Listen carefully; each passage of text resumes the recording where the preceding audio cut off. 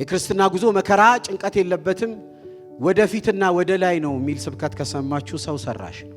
እንደ ወንጌሉ እውነት እንደ ቅዱስ ቃል እውነት መልኩ ይለያያል እንጂ የምናልፍበት መከራ እጅግ ብዙ ነው። የተለያየ መከራ ቢያጋጥመንም በየመከራው ደግሞ የተለያየ ጸጋ ይገለጣል። ግን አንድ ማመን ያለብን የምናልፍበት መልኩ ብዙ ነው፣ ከለሩ ብዙ ነው። አንድ ቀን ጌታ ፊት ስንቆም የምናሳየው የህይወት ጠባሳችን ብዙ ነው።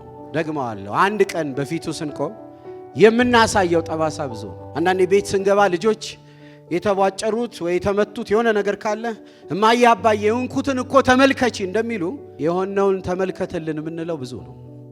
መንገዱ ያማል፣ ብዙ ህመሞች አሉን፣ ብዙ ስብራቶች አሉን። ፊታችንና ውስጣችን አንድ አይደለም፣ እንደለበስነው ልብስም አይደለም። ይሄ ደግሞ መልኩ ነው፣ ይሄ ነው ደግሞ ባህሪው ነው። ደግሞ እዚህ ቤት የተሰበሰብነው ችግር አልባ ለመሆን አይደለም፣ ችግር አልባ ለመሆን አይደለም። ይሄ ቤት ደግሞ ወሳኝ ኩነትም አይደለም፣ ጉዳይ ማስፈጸሚያ ቤትም አይደለም። ይሄ ቤት ያዳነንን ጌታ የምናመልክበት፣ እንዴት ብለን ከነ ጥያቄያችን የምናመልክበት